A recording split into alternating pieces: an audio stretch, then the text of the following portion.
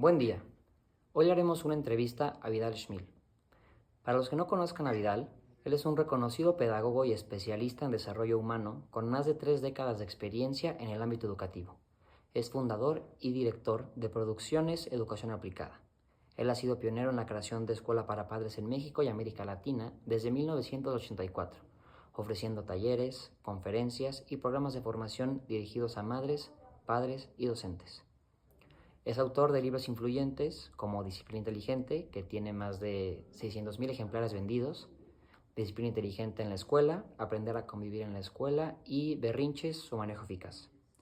Estas obras han transformado la manera en que las familias y las instituciones educativas entienden un poco más la disciplina, el respeto y la convivencia. Gracias a su gran liderazgo, compromiso y visión, Vidal Schmil se ha consolidado como una de las voces más influyentes en educación, crianza respetuosa y formación para la vida familiar escolar en México y América Latina. Dos.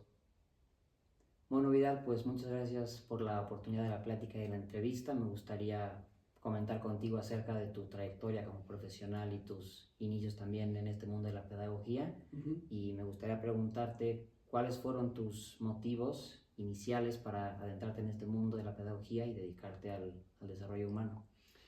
Pues fíjate que yo no lo tenía claro o definido en mi adolescencia. No fui de esos afortunados que ya sabían qué estudiar desde que son pequeños, no, en lo absoluto. Pero por actividades de trabajo en una asociación civil, apoyaba yo a personas que tenían una serie de problemas. Estoy hablándote de niños o de adultos mayores también. Empecé a trabajar ahí y me di cuenta que a través de un proceso de educación apropiado, de una comunicación apropiada, de el apoyo y la ayuda a los niños, empecé a ver que esa era mi área donde se me venían nuevas ideas, donde era creativo. Me empezó a interesar y apasionar el tema educativo en particular. Hay muchas influencias que fueron generándose que me llevaron hacia ello, pero no lo tenía yo planteado. Entonces la motivación fundamental es el interés porque a las personas nos vaya mejor. Creo que podemos actuar mucho en lo preventivo, más que en lo correctivo, y va por ahí la línea de interés inicial que tuve. Ok, y ya que comienzas a adentrarte a este mundo, ¿qué estudios o especializaciones crees que fueron las que marcaron más tu trayectoria? Bueno, el trabajo, como los fundamentos pedagógicos, leer a los grandes pedagogos, ver las corrientes filosóficas de las cuales se derivan los métodos, porque a veces no se tiene claridad que cada método pedagógico está vinculado con una forma de ver el mundo. O sea, hay una filosofía detrás del planteamiento o de la práctica pedagógica. Ok, y ahora que me comentas un poco de estos, de leer autores y así, ¿cuáles fueron los que más como que influyeron en tu pensamiento? Inicialmente de adolescente y muy combativo, muy contestatario en aquella época, A.S. Neill, autor de muchos textos, pero de un proyecto educativo que al final del camino fracasó, pero que se llamaba Summerhill. Y era como una declaración de guerra, vamos a decirlo así, a la escuela tradicional. Okay. Y eso me entusiasmó muchísimo tener otra perspectiva, otra visión de lo que podía ser la educación. Ahora, ya entrando en aspectos más técnicos, creo que la pedagogía Montessori es una de las más apropiadas, más adecuadas para lograr que los niños tengan un enfoque más realista y puedan tener ¿cómo diría yo?, una educación de sus sentidos que les permita posteriormente tener un mejor proceso de aprendizaje. Ok, y ya que comienzas a leer, como a empaparte de estos autores, ¿cuál crees que en tu camino educativo fue tu mayor reto? El, el adaptarlo a todas estas corrientes a los procesos que están realmente ocurriendo en México en particular, diría yo en América Latina, conozco poco de lo que esté realmente ocurriendo de primera mano, por ejemplo, en el mundo anglosajón, pero es un reto muy importante porque no hay corrientes pedagógicas claramente definidas, al menos en México. Es un poco de todo, es lo que llaman ellos mismos ecléctico. O sea, un poquito de esto, un poco de aquello, un poco de aquello. Y uno de los grandes retos que en la actualidad estoy teniendo asesorando colegios en temas de convivencia escolar y disciplina tiene que ver con los padres de familia. Posterior al confinamiento ha sido una locura de ansiedad, de descalificación, de falta de vinculación entre hogar y escuela. Entonces uno descalifica al otro y eso es un problema muy serio porque entonces no le damos una pauta clara a los niños, a los adolescentes respecto a lo que podría ser benéfico para ellos, ¿no? Entonces ahí hay un problema y eso es un gran reto. Ok, y en este proceso de asentar las bases de todo lo que vas adquiriendo de conocimiento, ¿cómo te nace la idea de fundar Escuela para Padres? Bueno, fue una necesidad que observé de entrada. Yo estaba trabajando principalmente con adolescentes de secundaria y me di cuenta que si no trabajaba, que si no giraba mi vista y mi trabajo hacia los adultos, hacia los papás y hacia los profesores, pues no tenía mucha posibilidad de progreso, ¿no? Okay. Entonces ahí en los años 80, en 84, 85 empecé a trabajar con madres, con padres de familia. Puedo llamarme pionero del concepto escuela para padres en México al menos. Eso no existía y es más, hasta fui cuestionado como si fuera yo un loco, ¿cómo se te ocurre que alguien va a querer recibir orientación sobre cómo educar a lo más cercano, a lo más propio, que son los hijos? Pues fue cuestionado, en su momento yo lo hice, principalmente iban mujeres, fíjate, más que escuela para padres debería haberlo llamado escuela para madres, pero bueno, el genérico es padres de familia, ¿no? Pero con los años ahora se ha ido equilibrando. Okay. Ahora sí hay más padres y madres de familia que asisten y que están interesados en actualizarse, pero después de muchísimos años. Entonces, surge de una necesidad que detecté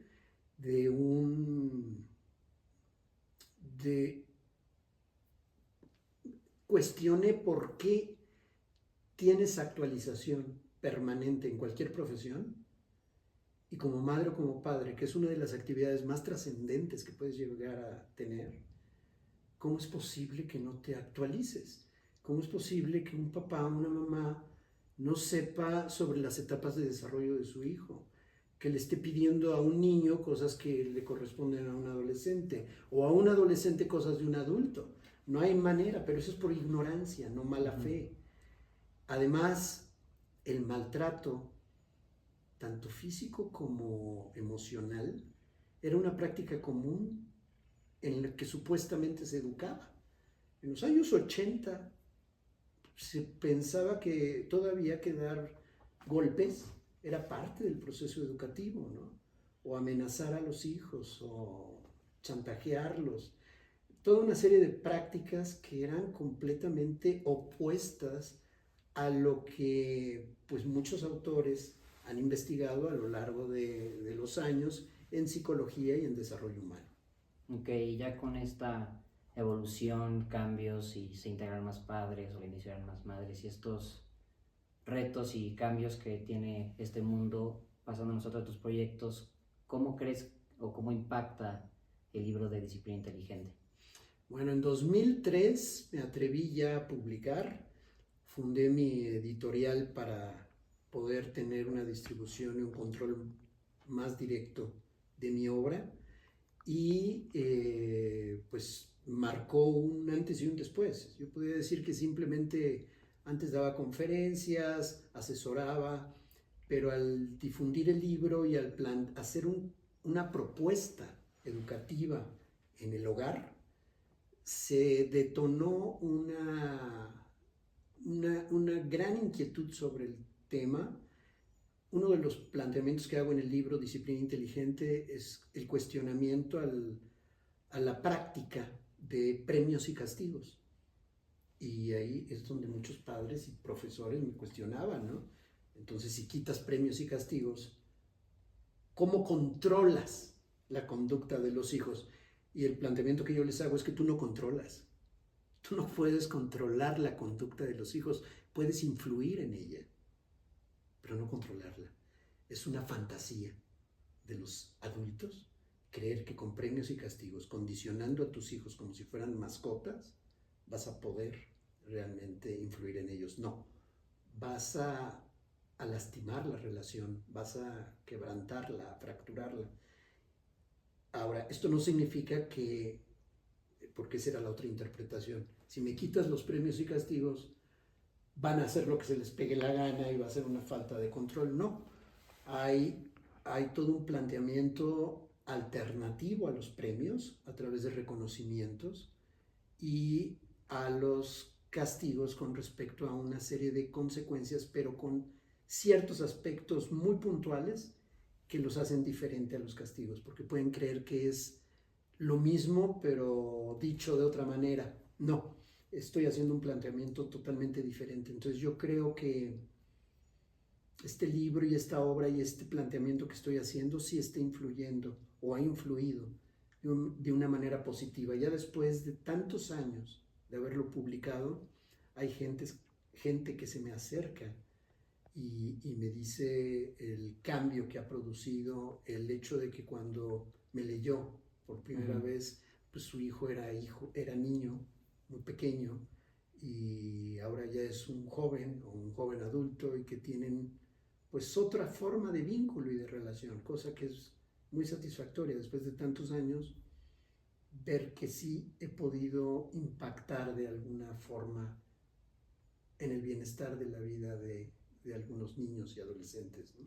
Claro, y en este como proceso en el que tienes momentos o roces como los que me comentabas con los profesores o padres de familia, o esa como satisfacción de que alguien te leyó y le funcionó, ¿qué experiencia profesional crees que es la más significativa en tu vida?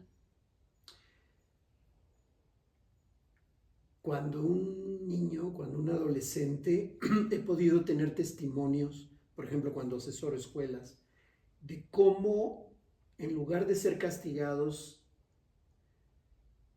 hacen un acto de reparación o de resarcimiento por el daño que cometen. Todos los niños, todos los adolescentes, todos los seres humanos vamos a hacer cosas que dañan a otros en algún momento, a propósito, no a propósito, por reacción, por lo que sea. Uno de los planteamientos que yo hago es que el enfoque no es en el castigo, sino en la reparación y el resarcimiento, en producir una ética de la responsabilidad por los actos que yo elegí. Y como todos nos equivocamos en un momento dado, puedes resarcir el daño. Uno de los momentos más significativos, por ejemplo, fue de un alumno, un chico estoy hablando de sexto de primaria, que se había burlado de un maestro que tenía paladar hendido y que lo habían operado y que hablaba raro, sí. Y entonces se burlaba. E hizo un trabajo guiado por los psicopedagogos de ese colegio, con la metodología que yo estoy planteando, hizo un trabajo de reparación y de resarcimiento. No solo la disculpa, sino investigó, etc. Al final me decía, de palabras del mismo chico, que había sido un momento muy importante para él darse cuenta de todo el esfuerzo que había tenido que realizar un profesor en esa condición para estar donde está. O sea, ese cambio de conciencia para mí es suficiente, vale la pena todo lo que hago, ¿no? Que una persona, modifique su comportamiento y tome conciencia real del impacto de sus acciones y cómo puede valorar a partir de esa experiencia y de esa vivencia y cómo puede modificar su punto de vista. Ok, y en base a estos como consejos que has dado, escuchado, recibido, dado, ¿qué consejo darías tú a las personas que quieren adentrarse al mundo de la pedagogía?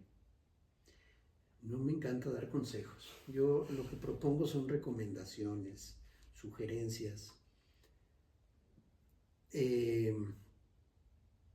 A cualquier persona que desee estudiar pedagogía tiene que ver que las posibilidades son realmente muy amplias, que no tiene que sujetarse solamente a la estructura de programas o la evaluación de los programas. Eso es una parte. Yo les recomendaría que sí leyeran, se adentraran en las corrientes filosóficas que sustentan las prácticas pedagógicas, que no se limiten a lo que el programa les diga, sino que puedan ver de dónde proviene, cuáles son sus fundamentos. A partir de ahí tienes argumentos, tienes más posibilidades. Y una cosa fundamental también es que no se olviden de que la pedagogía es la raíz de cualquier otra profesión. O sea, cualquier profesión tiene que tener una estructura pedagógica para ser transmitida, para todos los contenidos, para poder tener una profesión. O sea, es una profesión que está en la base de todas las demás. Okay. Y eso puede darles otra perspectiva. Y que la pedagogía, en mi opinión, es una de las profesiones más trascendentes, que más cambios producen en una sociedad. Porque el trabajo no lo va a realizar los gobiernos, no lo van a realizar los gobiernos. Los gobiernos les interesa por lo general, bueno, de hecho, yo diría sí en lo general, porque no he conocido uno que no. La educación la utilizan, es un instrumento político y pocas veces se tiene la mirada en el desarrollo integral, completo del ser humano, como parte de un proceso también escolar. Se le da al hogar esa responsabilidad y a la escuela lo académico. Creo que tenemos que combinarnos, fusionar, aliarnos auténticamente para que haya un cambio social. A través de mejores personas tenemos mejores sociedades. Claro. Va por ahí mi línea. Perfecto. Y ya para concluir, hablando más de ti como algo personal, ¿cuál es tu objetivo? ¿Qué legado te gustaría dejar, tanto profesional como académico? Pues un legado de estrategias, de método, de recursos educativos, tanto para padres como para profesores, que realmente transformen para bien el futuro de niños y jóvenes a través de una educación inteligente, informada, consciente. Si puedo aportar un poco en eso, en el contexto de esta sociedad actual, porque dentro de 20 años va a ser otro universo, pero por lo pronto, en lo que a mí me corresponde, en el contexto en el que yo estoy desarrollando esto, que se aporte un beneficio para niños y jóvenes, todo en un afán de que socialmente el ser humano pueda vivir en un entorno de mayor convivencia y de auténtica cultura de paz, auténtica, no nada más de discurso político, sino que realmente haya una educación para la cooperación, para la colaboración, no para la competencia. La competencia la tenemos por instinto, eso no se necesita educar. Lo que sí necesitas educar es la colaboración. El ser humano es gregario, necesita a otros para sobrevivir. Si algo tenemos de esperanza los seres humanos, tendría que ver con la colaboración y el apoyo mutuo. Y muchas veces eso no está en la mirada de la educación actual. Ok, perfecto. Pues muchas gracias por compartirme esta observación, esta perspectiva que tienes a lo largo de toda tu trayectoria. Me gustó mucho poder platicar contigo. Muchas gracias. Mucho gusto, Iker.